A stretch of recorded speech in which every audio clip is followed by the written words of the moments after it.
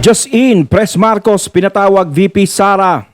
Attorney Acosta, Secretary, siniwalat ang nalalaman kay FL Lisa. Mark. Parang bitin. Siyempre, itong balitang ito na ating matutunghayan ngayon ay nagmula kay News Files. So, siyempre, ilalagay ko sa description box ang link ng channel ni News Files para maging updated po kayo sa mga balita na kanyang inilalabas. At siyempre, ito ang inyong lingkod na si BT na magbibigay ng reaksyon at komento dito sa video na ating mapapanood ngayon. So, wag na natin pagtagalin. At sabay-sabay na nating panoorin ang laman ng video na hatid sa atin ni News Files at bibigyan natin ng reaksyon ng balitang ito. Pasok! Alam mo, kaya minsan nababatikos ka, BP, dahil minsan yung pag-aralan mo muna yung advice lang, sisterly advice, pag-aralan mo muna yung bubukahin ng bigbig mo bago ka magsalita dahil alam ko marami kang kagalit, marami kang kaaway. Ipapatawag di umano ni Pangulong Bongbong Marcos sa Malacanang si Vice President Sara Duterte para kausapin matapos maglabas ng statement tungkol kay FL Lisa.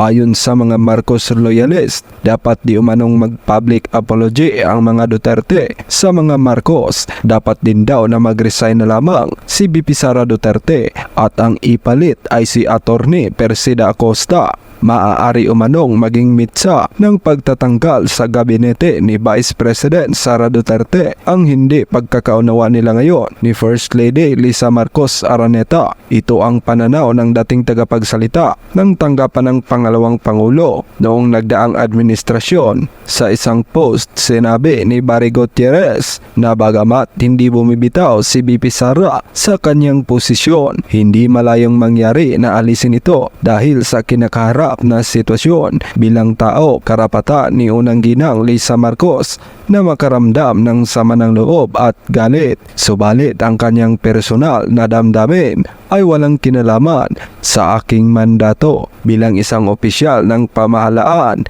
Sinagot na ni Vice President Sara Duterte ang mga naging pahayag kamakailan ni First Lady Lisa Araneta Marcos kung saan tahasang sinabi ng unang ginang na masama ang kanyang loob sa Vice Presidente. Sa isang video message, sinabi ni VP Sara na karapatan ng unang ginang na magalit at sumama ang loob, gayunman walaan niya itong kinalaman sa kanyang trabaho bilang isang public servant. Ayon sa Vice Presidente, idadaan na lamang nila sa pribadong pag-uusap ng Pangulo ang mga susunod na hakbang. Tama yon, dapat daanin na lang yan sa pribadong usapan. Kasi yung nangyayaring issue na ganyan syempre sa First Lady at kay VP is personal na problema yan eh. Hindi yan problema ng bayan at hindi naman yan kasama dun sa posisyon na tinatrabaho ni VP Sara. No, kasi mga pang-personal yan. Ang nangyayari kasi is nagiging showbiz na lalagyan ng pakpakang balita. No, alam natin yan, masama ang loob, hindi naman mawawala yan, lalo na ngayon. Ang Duterte at Marcos ay nagkakaroon ng gap. 'Di ba? Nakakapagbitaw si FPRRD ng hindi magandang salita kay PBBM, ganun din si PBBM, syempre Romeres back din. At si VP Sara na iuugnay din dito, yung mga pagtawa-tawa niya na nakita nga raw sa camera at syempre doon nagalit si FL Lisa. Hindi naman natin sila masisisi sa nangyayaring 'yon. Isa lang talaga yung nangyayari paulit-ulit eh. Isa lang talaga. Yung alitap-tap na yon. Yun talaga ang matindi ang ginawa. Kaya nangyari itong mga bagay na to eh. Siguro kung hindi lumipad yung alitap-tap na yun ang gustong lumipad ng pagkataas-taas, walang mangyayaring ganyan. Diba? Kasi syempre, nangarap ako ng mataas na posisyon. Diba? Nangangarap ako na makamit ko kung ano man ang inyong nakakamit ngayon.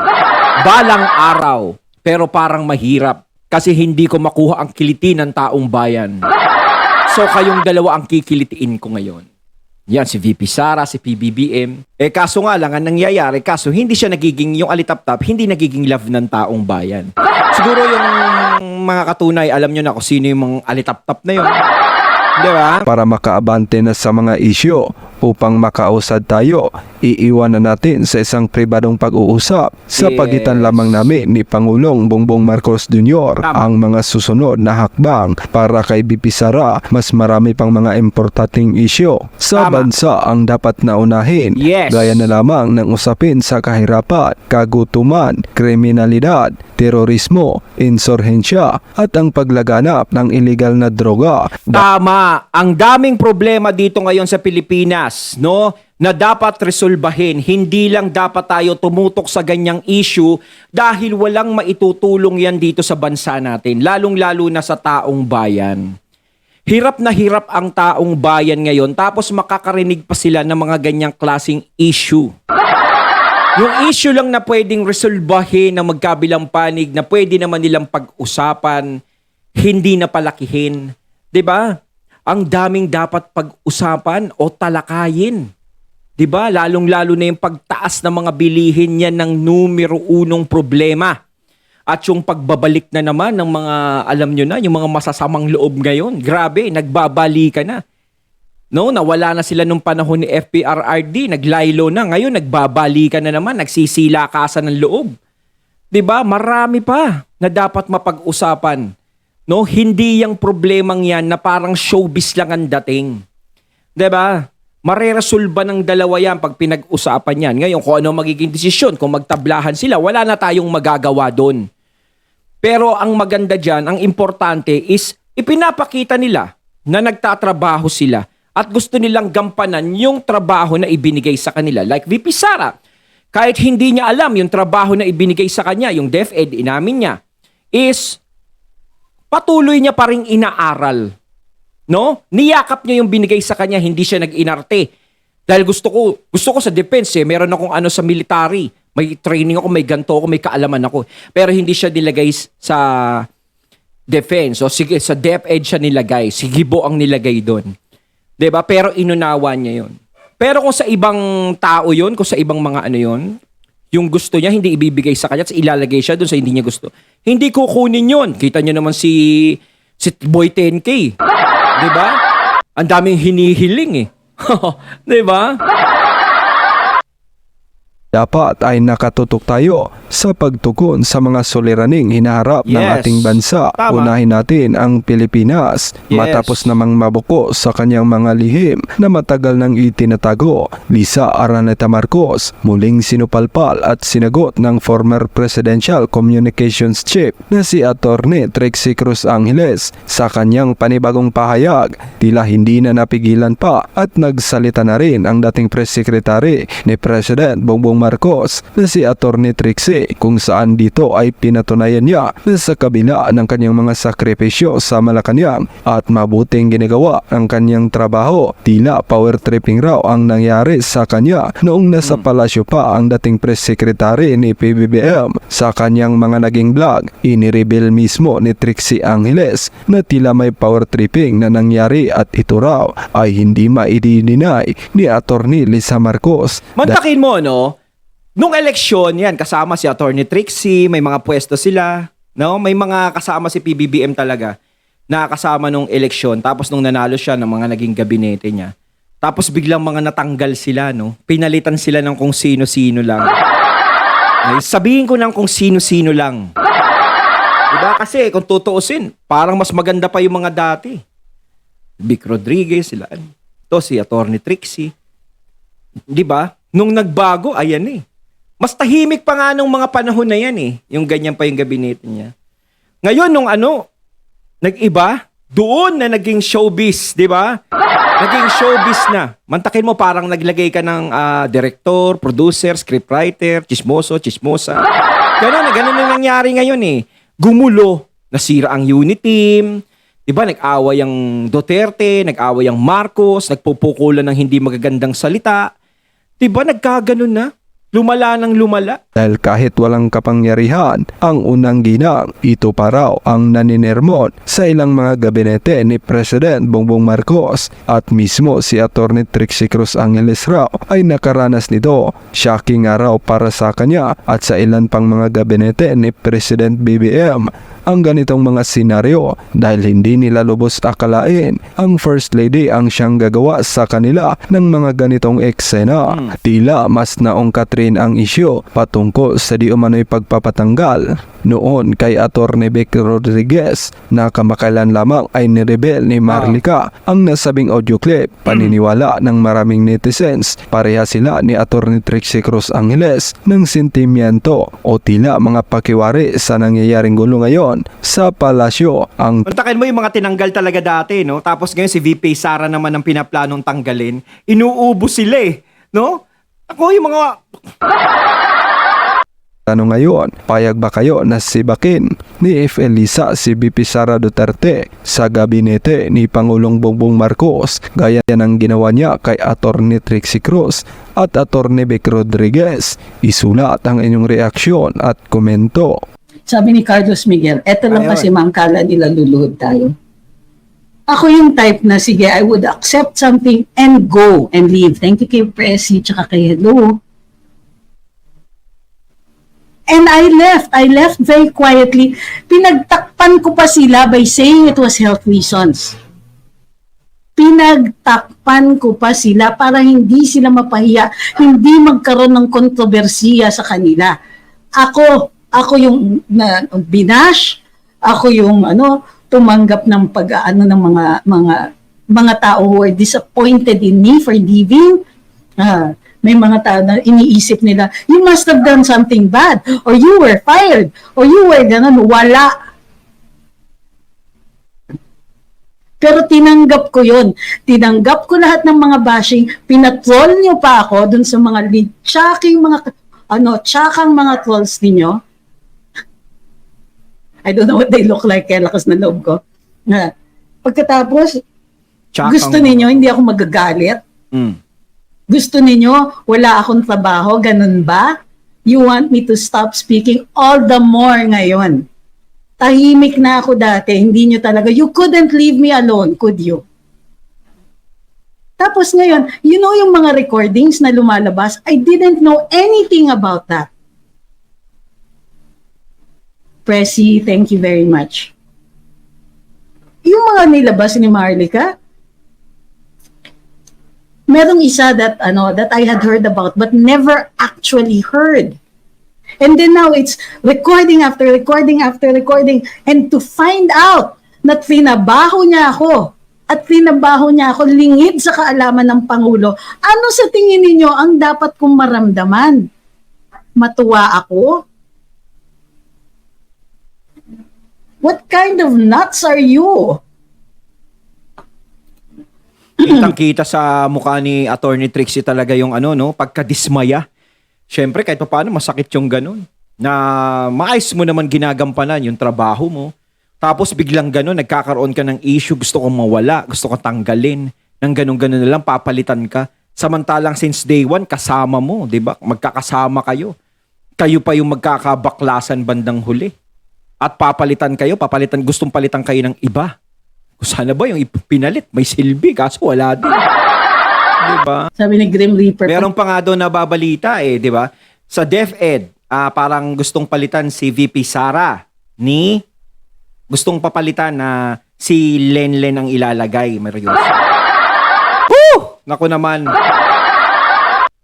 Mas gusto ko na lang kay VP Sara. Kaysa yun, wag na lang. Mariosa po. Kayo dati, di ba, ang mga Marcos, alam naman natin, is talagang number one kalaban nila is yung mga yellow. No, kahit balik rin naman natin ang mundo eh. Yun talaga ang naging kalaban talaga nila at yun ang nagpabagsak sa pangalan nila. Pero syempre nagtataka yung iba na, bakit magkakaroon ng mga pagkakasundo? Ba't nagkakampi-kampi ang mga yan? Parang mas pumapabor na sila dun sa mga kalaban nila dati. Yun ang pinagtataka ng mga tao ngayon. Kaya maraming nadidismaya. Siyempre, ang iniisip nila, wala na. Hindi na makakabalik yung mga yan, yung mga yellow. Alam mo natin. Ang dami nang umaayaw kasi dyan. Ngayon is parang hinahatak sila pabalik. Alam mo, tahimik lang yung mga yellow, hindi nagsasalita. Alam niyo kung bakit? Ito ang tuwa sila sa nangyayari. Kayo sinasabi nila, kita nyo tong dalawang to, magkasama, nagbabakbakan. Hayaan nyo silang 'Di ba? Hayaan nyo silang mag-away, magbirahan. Parang ganito lang yan eh. Kuwari may dalawang preso. Oh, ano sila, nagpambuno sila. O minsan, sabihin ng bantay dun sabihin nung nagbabantay sa mga preso, uy, may gulo. Tapos aawatin siya nung isang bantay na sa mga preso. Hayaan mo sila para mabawasan yung mga masasama sa mundo. Parang ganyan, parang sige, pabayaan mo silang mag-away. Sila lang yan. Sila din naman babagsak pareho, parang gano'n. Tapos sabay papasok na sila ngayon sa usapan. No, parang yung mga yelo, biglang papasok ngayon, eksena ngayon. Kita nyo kami, tahimik kami. Hindi kami nag-aaway-away. May pagkakaisa kami. Kayo kasi nakinig kayo kay PBBM, nakinig kayo sa mga Duterte, nakinig kayo sa Marcos, ganyan. Samantalang kami, initsipwera nyo, kami ang karapat-dapat. Ganyan mga. Di ba parang binibigyan nyo sila ng pagkakataon muling makabalik? Pag sinabihan kayo pro-China, tanungin nyo, ang current admin ba ito ay pro-Filipino? Correct. Wala pa yan ha. Wala pa yan dun sa mga pinaramdam sa akin ng harap-harapan. Wala pa yan. Hindi pa ako nagkikwento sa mga ganyan. Mukhang maraming ikukwento si Attorney Trixie. And these things were going to be kept secret forever. I would not have spoken about it. I would not have kasi naaawa ako kay Pangulo. Ayun. Ang tutusin talaga, nakakaawa ang ating Pangulo, no? Si PBBM. Dahil sa mga nangyayaring issue na yan, sa kanya lahat tumatama yan eh. Kahit hindi siya nagsasalita at yung iba ang gumagawa dyan na mga alitap-tap na nakiikot sa kanya tumatama. Siya ang nawawala ng tiwala sa kanyang mga tao, mga masasakit na salita na bumabagsak sa kanya, nadadamay siya. Kumbaga kung nagtatrabaho man ng Pangulo natin ngayon, gumagawa siya ng paraan para magkaroon tayo ng magandang ekonomiya, ganito, hindi yun mapapansin. Kasi mas ang napapansin ngayon yung mga isyong umikot sa kanya na pagpalagay natin, hindi naman siya yung may gawa pero nadadamay siya. Matalik na magkaibigan, nagkaganyan, si BP Sara, si PBBM, nagkasira. 'Di ba? Na hindi naman dapat nangyari. 'Di ba? Sino ba ang may gawa? Hindi naman sila ang sumira sa pagsasamahan nilang dalawa eh. Hindi rin naman sila ang sumira sa pagsasamahan ng Marcos at Duterte. Alam naman natin na maayos 'yan. Simula nang may pumasok lang sa eksena, saka nagkaganyan. He has to be in charge of the whole country. Ano ba naman yung konting susungalan ako mayat maya. O eto, chika kwento, tunay na kwento ito. Akala ko tunay na kayo. Meron palang tinatawag na household. Hindi siya household staff, ha? Cabinet. Yung Press Secretary, PMS, tsaka ES. Kung may CABSEC kasama doon. Ito yung close to the President because the Press Secretary is to speak for the President or has to inform the media about the President's activities, etc. Household yan. The rest, they have their own departments. Ang household, ang seating arrangement niyan sa cabinet, malapit sa presidente. Kasi inuutusan kami. Okay. Iba pa yung mga pages. Iba pa yon. President, Attorney Vic, Ma'am Naida, PMS. Nasa ng Trixie, andun sa Siberia, sa pinakadulo ng long table. Nung una, hindi ganon. Una, malapit ako. Tapos, nung nakaupo na ako, chikahan, ganyan. Kasi marami akong kaibigan sa kabinet. Chikahan, biglang may bumulong sa akin, ma'am, pinapalipat po kayo. Hindi ko tinanong kung sino. Pero, si Ma'am Naida yung nag-utos. Move. 2 beses ako pinamove hanggang nandun ako sa Siberia, pinakadulo. Yung wala ka ng katabi. Tapos, yung kulang na lang makipag-cheesing scene ka dun sa screen na pinoproject yung mga PowerPoint. Dominos TCA po sa TikTok. So, tapos, yung iba sinashuffle. So, there's one cabinet meeting. Sabi na naman ako, katabi ko si Sec po, kasi teacher ko yan. Tuwan-tuwa siya, chikan kami, bubulungan kami. Hindi pa nag-uumpisa cabinet meeting, chika. Mamaya may bumulong na naman. Ay ma'am, hindi po yan ang upuan mo, nagkamali po kami. Balik na. Bakit tayo na lang sabihin kay Atty. Trixie no na, ma'am, umuwi na lang kayo? Parang gano'n no? naman ako dun sa Siberia. Sabi ko, Sobra naman gusto niyo ba ginagawa sa kay likod na Atty. lang ako Trixie. umupo? Doon sa staff. Yung mga nag-handle ng audio, yung mga ganun. Pwede naman ako doon sa likod. Talagang parang ayaw siya dun, no? No, kaya si Atty. Trixie na yung nagsalita. Doon lang siya sa staff para maligayahan kayo. Dito lang po kayo. Yung Siberia po, yun yung mga huli sa pagkain. Buti ang babait ng mga tao sa Malacanang sa totoo lang. Pero hindi po lingid sa kaalaman ko kung sino yung responsible for that. Thank you kay Ma'am Telms. Ayun, natating natunghayan ng video na nagbula kay News Files at si Atty. Trixie. Yung natunghayan din natin, no? Sa Siberia, nilagay siya sa pagkalayo-layo. Kulang na lang sabihin sa kanya na, Ma'am Trixie, umuwi na po kayo. Parang ganun yung gusto nilang iparating. Ay, kung talagang pagtablado ko talaga, gusto nilang gawin ganun, no? Gagawin talaga nila. Kayo mga katunay, anong masasabi nyo tungkol dito? Comment lang po kayo sa comment box. So once again, I'm BT and I'm out. Peace.